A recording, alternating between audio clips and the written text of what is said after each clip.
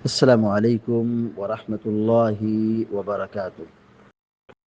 الحمد لله رب العالمين والعاقبة للمتقين والصلاة والسلام على أشرف الأنبياء والمرسلين نبينا محمد وعلى آله وصحبه أجمعين ومن تبعهم بإحسان إلى يوم الدين. أما بعد، فعن ابن عمر رضي الله تعالى عنهما عن النبي صلى الله عليه وسلم قال: اجعلوا آخر صلاتكم باللیل وترا.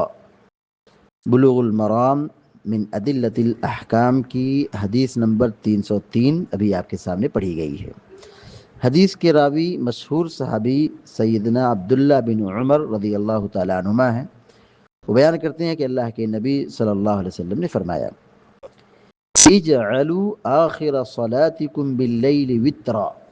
اجعلوا، تم بناؤ. جعل یجعل سے اجعل فعل امر یعنی جس میں کسی چیز کا حکم دیا جائے، کرو. اجعلوا، بناؤ، یہ کیا ہے؟ حکم ہے. اجعلوا، تم بناؤ. آخر صلاتکم باللیل، آخر مانے آخر، صلات مانے نماز، لیل مانے رات، وتر مانے وتر، مراد یہ ہے نماز وتر. اجعلوا آخر صلاتکم باللیل وترا. حضرت عبداللہ بن عمر رضی اللہ تعالیٰ عنہما بیان کرتے ہیں کہ نبی کریم صلی اللہ علیہ وسلم نے فرمایا: اجعلوا آخر صلاتکم باللیل وترا. نماز وتر کو اپنی رات کی آخری نماز بناؤ. اجعلوا، بناؤ. آخر صلاتکم باللیل، اپنی رات کی نماز کیا بناؤ؟ آخر بناؤ. آخرہ آخر، اپنی رات کی آخری نماز کو وتر بناؤ، یعنی وتر کو آخری نماز بناؤ رات کے اندر. یعنی حدیث کا مطلب یہ ہے کہ عشاء کی نماز پڑھو، عشاء کے بعد وتر پڑھو اور پھر سو جاؤ. اور یہ آخری نماز ہے رات کی. یہ کیا ہے؟ آخری نماز ہے.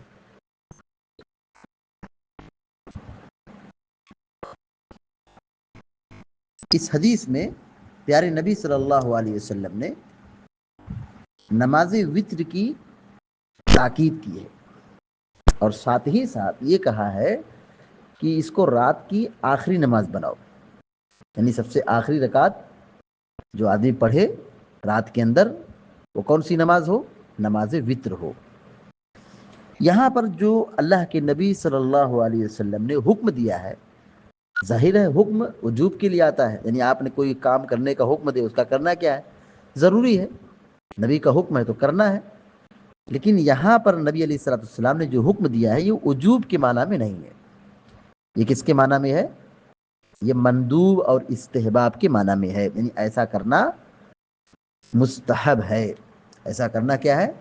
مستحب ہے. یعنی بہتر طریقہ یہی ہے کہ آدمی وتر کی نماز سب سے اخیر میں پڑھے، یعنی نمازوں میں سب سے اخیر میں پڑھے. رات کے اندر عشاء کی نماز پڑھے، وتر پڑھ لے.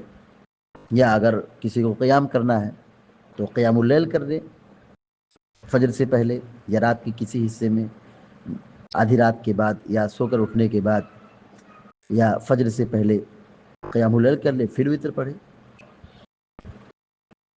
تو وتر کو آخری نماز بناؤ. رات کے اندر وتر کو آخری نماز بناؤ.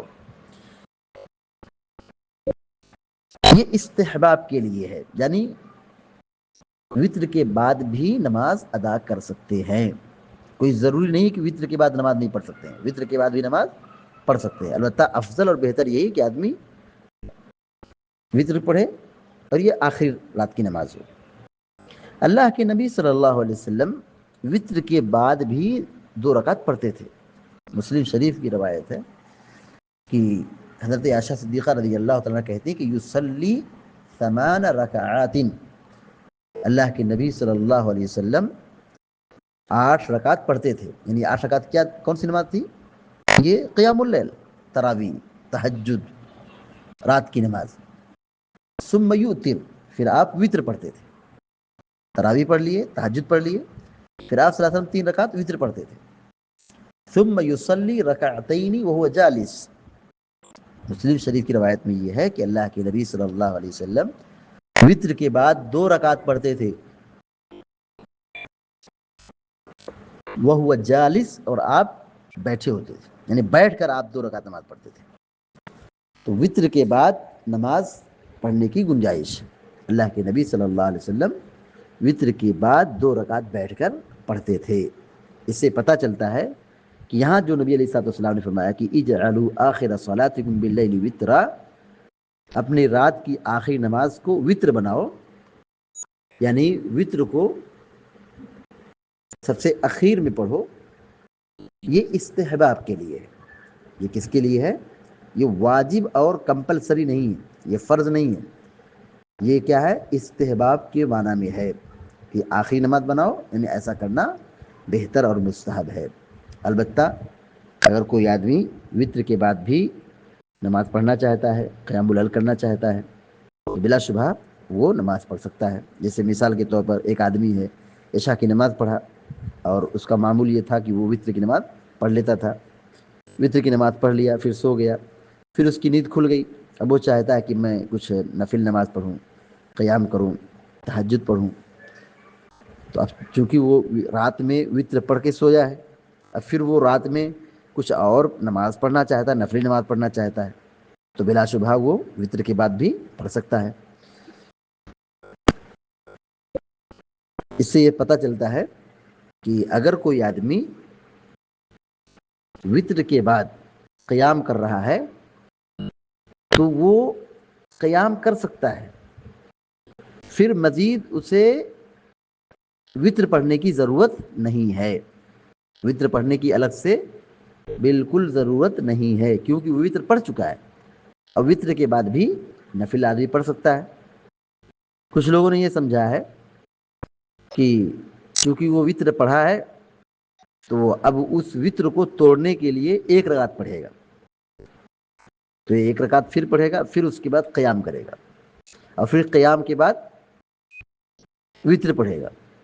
یہ طریقہ اللہ کے نبی صلی اللہ علیہ وسلم کی سنتوں سے ثابت نہیں ہے، کیونکہ ایک رات میں 2 وتر نہیں ہے، ایک رات میں ایک ہی وتر ہے. یہاں پر تو آدمی جو وتر کے بعد قیام کر رہا ہے تو وہ جو ایک مرتبہ وتر عشاء کے بعد پڑھا ہے، پھر وہ سو کے اٹھے گا، پھر 1 رکعت پڑھے گا، پھر قیام کرے گا، پھر وتر پڑھے گا، تو 3 وتر ہو جا رہی ہے. ایک رات میں ایک ہی وتر پڑھنا ثابت ہے. ایک رات میں ایک سے زائد وتر کا پڑھنا ثابت نہیں ہے. تو اس حدیث سے جو باتیں معلوم ہوئی، نمبر 1 وتر کی نماز پڑھنا چاہیے، اور دوسری بات یہ معلوم ہوئی کہ وتر کو آخری نماز بنانا چاہیے. وتر کو آخری نماز بنانا چاہیے رات کے اندر. اور اس حدیث کے ضمن میں ایک مسئلہ یہاں پہ واضح رہے کہ اگر کوئی شخص وتر کے بعد بھی نفل پڑھنا چاہتا ہے تو وتر کی نماز پڑھ سکتا ہے، اس کی گنجائش ہے. اللہ کے نبی صلی اللہ علیہ وسلم کی سنت یہ بھی تھی کہ آپ وتر کی نماز کے بعد 2 رکعت نفل پڑھتے تھے. تو اس سے علماء نے یہ مسئلہ اخذ کیا ہے کہ وتر کے بعد بھی نفل پڑھی جا سکتی ہے. اسی طرح یہ مسئلہ اس ضمن میں واضح رہے کہ اگر کوئی آدمی وتر پڑھ کر کے سو گیا ہے اور پھر وہ اٹھ کر کے کچھ نفل نماز پڑھنا چاہتا ہے، قیام اللیل کرنا چاہتا ہے، تو وہ قیام اللیل کر سکتا ہے. اور پھر مزید اسے اخیر میں وتر پڑھنے کی بالکل ضرورت نہیں ہے، چونکہ وہ عشاء کے ساتھ سونے سے پہلے وتر پڑھ چکا ہے. تو اب مزید وتر کی گنجائش نہیں ہے، کیونکہ ایک رات میں ایک ہی وتر ہے. اللہ تعالیٰ سے دعا ہے کہ اللہ تعالیٰ ہم سب کو آپ سب کو نمازوں کی حفاظت کی توفیق عطا فرمائے اور علم و عمل کی توفیق عطا فرمائے. آمین یا رب العالمین. وصلی اللہ علی نبینا محمد وسلم تسلیما کثیرا. السلام علیکم و رحمۃ اللہ وبرکاتہ.